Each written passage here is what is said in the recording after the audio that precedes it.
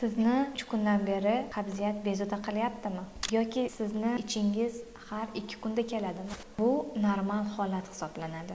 Agarda sizni bezovta qilmasa. Ko'pchilik xalqimiz o'ylaydiki, har kuni ich kelishi shart. Har kuni ich kelishi shart emas. Normada ich bir kunda 3 martadan kelishi hamda 3 kunda bir kelishi norma hisoblanadi. Kimdadir tug'ma ichak uzunroq bo'ladi. 1,5 metr emas, 2 metr bo'lishi mumkin.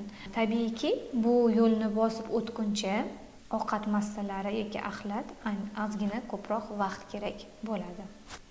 Shu sababdan haftada ichni 2 marta kelishi bu norma hisoblanadi. Agarda sizni bu qiynamasa, agar qabziyat sizda diskomfort, noqulaylik yoki bo'lmasam qorni dam bo'lishi, ko'p gaz yig'ilishi kabi holatlar kuzatilsa, unda albatta shifokorga murojaat qiling.